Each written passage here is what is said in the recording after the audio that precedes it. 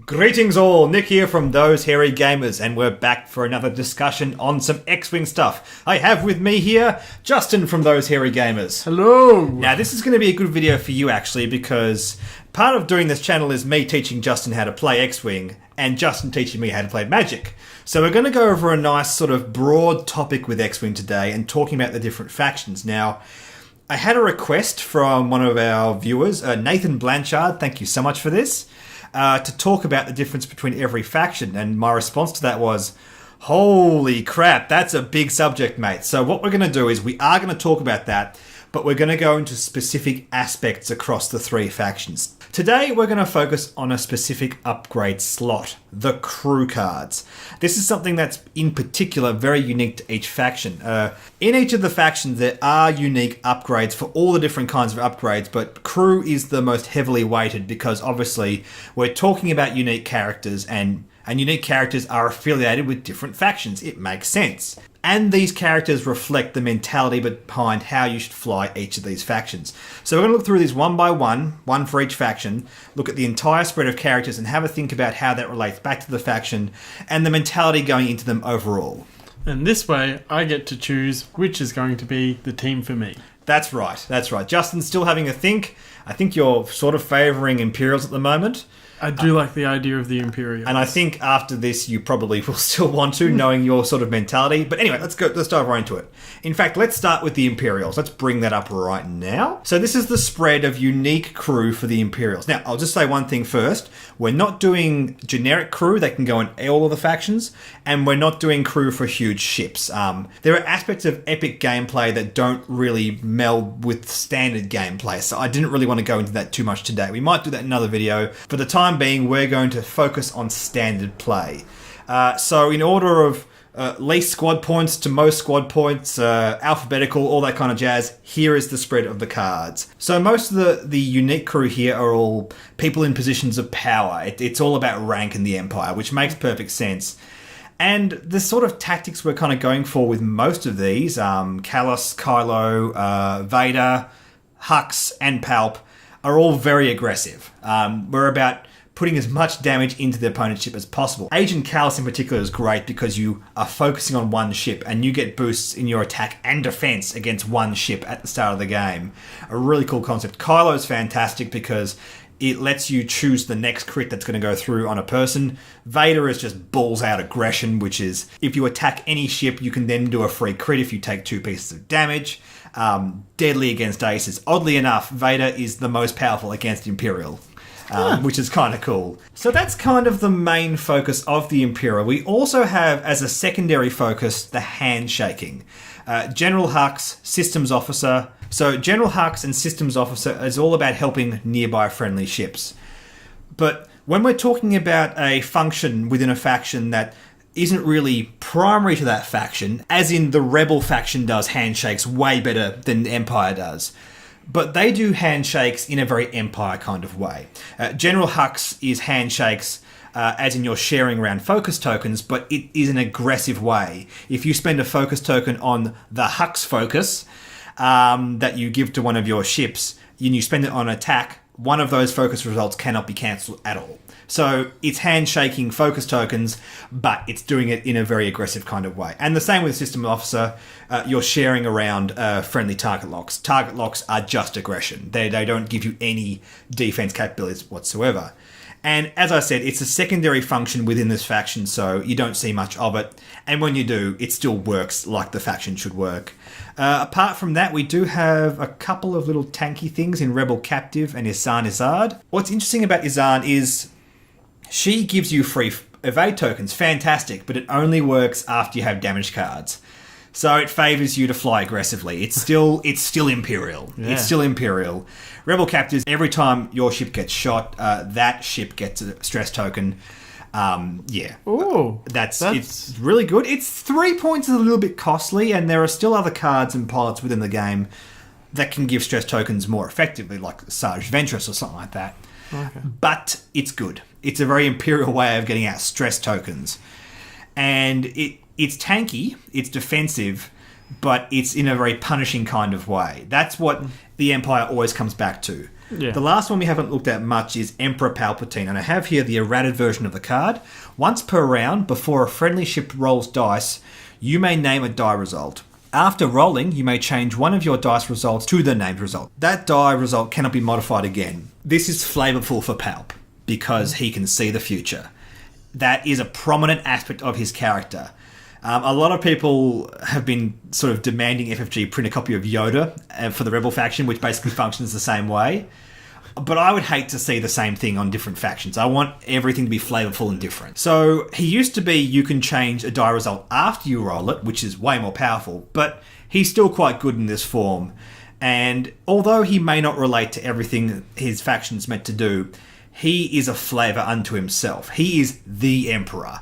So we can make an exception for this guy. I think that's fair enough. Yeah, it seems fair. So let's move on to the Scum faction, my favourite faction. Right off the bat, the flavour of these crew, and indeed the Scum faction overall, is A, dirty tactics, and B, high risk, high reward. That's what this is about. Indeed, let's focus on the card right in the middle here, Zuckuss. Now, this is a card that had to get errated because it was always designed to be high risk, high reward. When attacking, when the defender rolls defense dice, you can take any number of stress tokens and force them to re-roll those dice. Now, getting multiple stress tokens is a big deal. It's very hard to strip if you get 2 or 3 at the same time. And it used to be you could do that as much as you like, but they errated it to say if you are not stressed. So you use him, you must strip all the stress, and then you can use him again, which makes his ability much slower. But fairer. That's the most important thing. At a 1 cost, this guy was always dangerous, and in builds like Dengaroo and all those kinds of stuff, or on the party bus, he was just too overpowered. So they fixed that. So now he is true to his Scum roots. He's high risk, high reward, which is the way he should be. The other characters that share this kind of mentality is Forlom, Greedo, and Unca Plut. Forlom lets you prevent your opponent from defending with a token if you take an Ion token. Now, you can manufacture the situation where an Ion token is not a big deal, but there still is a bit of risk involved with it. Greedo is heavy, high risk, high reward. The first damage card you are dealt and your opponent is dealt that was attacked by this ship is dealt face up. It's scary. Wow. It's scary. You generally want to put this on the ship with a lot of shields because you don't want to deal with this. An Unca Plut is after you execute a maneuver that causes you to overlap an enemy ship, you may suffer 1 damage to perform 1 free action. Not that powerful. I don't think anyone's really found much use out of this card just yet. Suffering 1 damage is painful. And I don't think right now in the game there's really anything that's worth taking 1 damage for a particular action. It came out on the quad jumper, so you could do it with the Space Tug Tractor Array, but it's still too much. Damage is everything in this game. This game basically comes down to damage and leveraging your own points, and if you're damaging your own ship, you're basically sacrificing points to your opponent, and it's just a bit too costly. We also have as a secondary function within this faction, aggression. Now, that's something that's very much a main focus when it comes to Imperials, but it's a nice secondary function in Scum as well. This is particularly shown at the bottom card here. In the bottom middle, Dengar. Scum only. When attacking, you may reroll 1 attack dice. If the defender is a unique pilot, you may instead reroll up to 2 attack dice.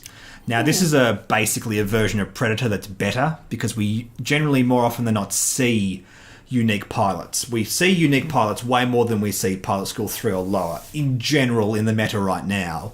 So he's quite powerful. It's a good aggressive card. Not as aggressive as, say, Darth Vader, which also costs 3 points. He goes on every other Scum list I build. I love this guy so much. Anything where hitting is an imperative, he really boosts the opportunity to do that. And indeed, stuff like the Shadowcaster, where if you hit, you get a tractor token and all this kind of stuff happens, and then you move your ship and all sorts, and a big domino knock-on effect. Dengar's fantastic. And same with the K4 security droid. After you execute a green maneuver, you may acquire a target lock. Nice and basic. Dengar overall is more powerful because target locks let you re-roll any amount of dice you like, but you must execute a green maneuver, and you often don't want to re-roll more than 2 anyway. Yeah. So Dengar means off any maneuver you always get 2. It's a bit more consistent than the K4.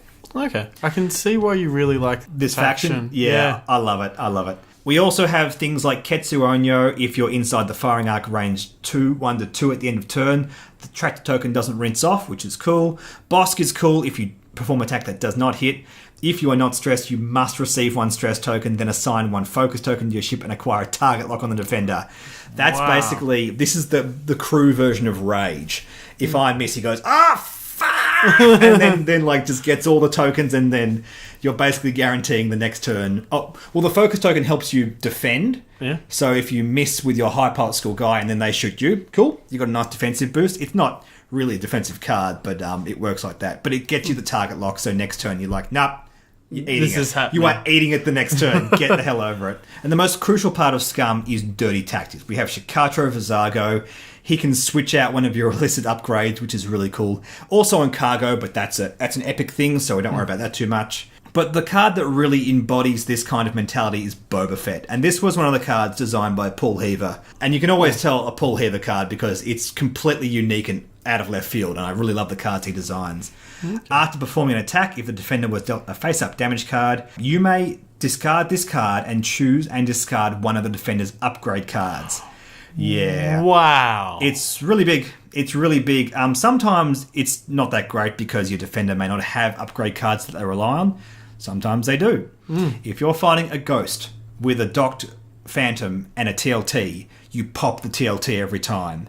Basically, Justin, because you're looking at me all confused. What's a TLT? Okay, TLT is the twin laser turret. Yep. If a ghost has a docked phantom, it gets a free shot from a turret after the combat phase. It can shoot you twice with the twin laser turret, which is already very powerful. It's the most expensive turret in the game. You're basically stripping their ability to take an extra attack each turn. You're removing one attack, one really good solid attack from their ship every single turn just by Boba Fetting off the TLT. I've done it before. It's dirty and it works. It completely swings the game in your favour. Boba Fett and Greedo...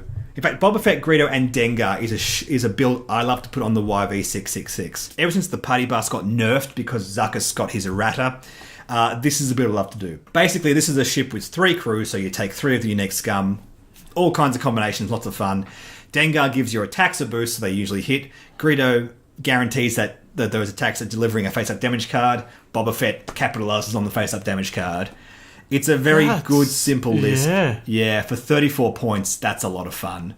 It's a lot of fun. People tend to overlook that build because of the party bus. No, the party bus is gone. We don't want to fly the YV666 anymore. But I genuinely feel this is still quite a strong build. Yeah. Apart from that, not too much else going on with the faction. We got Jabba, which doesn't really have much use in the faction right now. Hopefully we will see some more stuff coming out of him. But he kind of embodies the scum mentality of having more and more of your list slots. So he's good for aggression, he's good for dirty tactics, but we don't really know his purpose until we have a ship that's actually worth flying with him. We do a bit of regen. We have Gonk here, but he's a lot slower than all the other regen in the game. Rebel is the faction that really focuses on regen. So to have Gonk on the Scum faction is cool. It's nice to have regen at all, but it's not great. You have to take an action to place a shield on him, take another action to take a shield off and put it onto your ship. A 2-action turnaround to get 1 shield back just isn't fast enough. Considering you can knock off several shields in a turn, it's not great. It's not great. And Lats Razi, we have a nice tanking ability. Again, it's a very scum way of doing things. You strip a stress off the ship that you're defending against, and you add 1 evade result to your roll. And you can force stress onto their ships quite easily with scum. We have a lot of stress control in this faction. Yep. I'm not a huge fan of this card because generally I like to just keep stress on my opponent. Like, this always gets flown with Asajj Ventress. She puts a stress on a ship range 1 to 2 inside her mobile firing arc at the start of the combat, and then you can use this to get the free evade result. Okay. But I just use Asajj Ventress. I just dump the stress and just say keep the stress. Yeah. I want to make it really hard for you to fly around. I can see where you're coming from with that. Anyway, let's move on to the Rebels, the biggest pool of unique crews in the game. 27, beating the next highest by 10. It makes sense, though. This is a Star Wars franchise. The heroes in the various Star Wars movies and shows, whatever, are always Rebel, so it makes sense. So the main focus on Rebel lists are handshaking. Basically, I help out the other ships around me. They don't tend to have the better frames in the game. When I say frame, I meant the quality of just the raw ship by itself. But their handshaking is so powerful that they can actually make those frames usable. Cards like C-3PO is incredible. Once per round, before you roll one or more defense dice, you may guess aloud the number of evade results. If you roll that many evade results, add one evade result. You know how to make that work, Justin? You do it on a ship with one evade dice, and you always say 0. You're guaranteeing one evade every turn. You're laughing, but this is something that's been in the game for so long. And you hear that and go, oh, that's brilliant! Unfortunately, it doesn't work on any ship with 0 agility because you must have one dice to roll to activate his ability. Oh.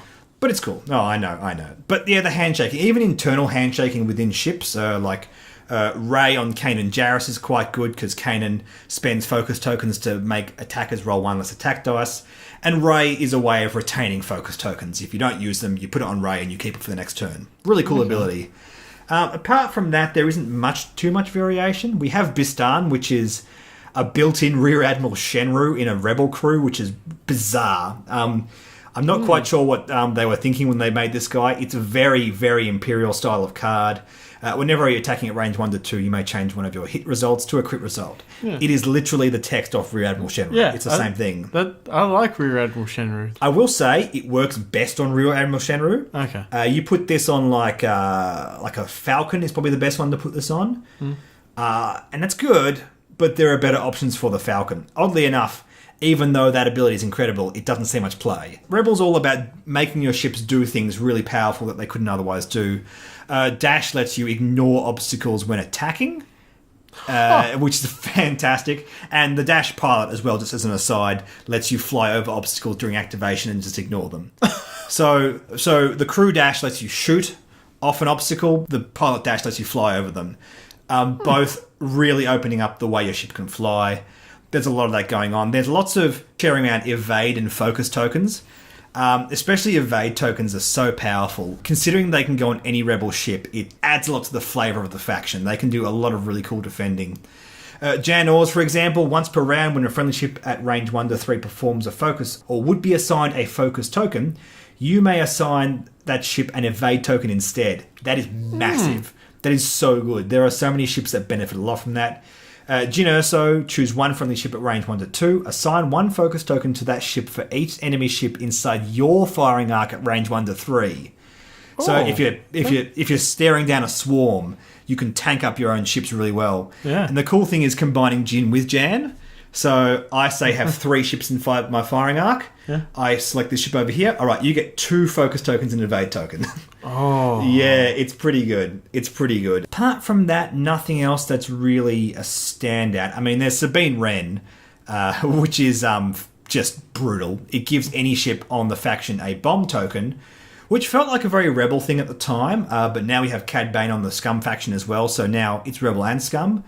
I'd say, though, Sabine Wren is the better option out of the two, and for that reason, it does relate more to Rebels. It's very much a secondary kind of function on the Scum faction. Rebels are really teed up to be good bombers. On that topic of looking at how ships can fly, Kanan Jarrus and Kyle Katarn probably 2 of the most significant cards. Until Kanan Jarrus came out, Kyle Katarn was pretty much an auto-added in a lot of Rebel lists. Kanan Jarrus is once per round after your friendly ship at range 1 to 2, which includes the ship he's on, executes a wipe maneuver, you may remove 1 stress token from that ship. Wow. Very powerful. A lot of ship styles really opens up with Kanan Jarrus, especially with the new Falcon title, which lets you do a white 3 bank and then turn it 180 like a Segner's loop. Because it's a white maneuver, you can do that, take the stress, and then remove the stress. Yes, that is also my reaction, Justin. That is pretty powerful. And Kyle Katarn, after you remove a stress token from your ship, you may assign a focus token to your ship. So you can already see how those guys combo together. Yeah. Also, Kyle and Jan is a good combo, which makes sense because they're part of the same crew together. You remove a stress token, you get a focus token. Nope, it's an evade token because of Jan Wars.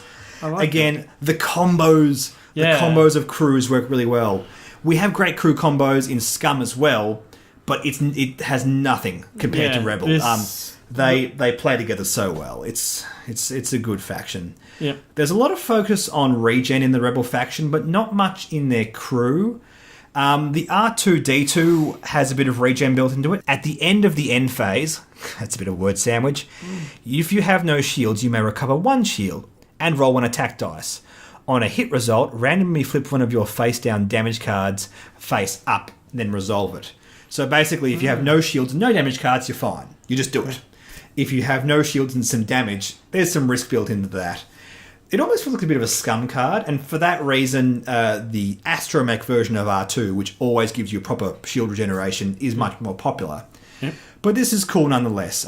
Rebels are really strong with regen, but it's not really reflected in their crew. It doesn't need to be. A lot of the pilot skills and like astromechs and that kind of stuff do the job for you. Oh, okay. And yeah, that's pretty much it with the Rebels. They're all about symbiosis with themselves, with their pilots. Another one I didn't mention just quickly, Finn on Rey is incredible. When attacking with a primary weapon or defending, if the enemy ship is inside your firing arc, you may add 1 blank result to your roll. And Rey's ability, when attacking or defending inside your firing arc, you may re-roll up to 2 dice. So he adds a blank and you roll it again. It's basically getting more dice off Finn. He's good. That's clever. I initially thought with this guy 5 points is just too expensive, but no. It's fine. He's good. He's really good. And yeah, that's basically it. That's basically an overview of the way these factions functions in relation to the crew. The crew relates to the overall faction in general, but I wanted to use some specific examples to really talk about that. Justin, do you feel like you've learned something about how these factions function at the moment? Yeah, I'm certainly understanding a bit more about the game every time we talk. Yeah, and that's good. This one's helped out a lot.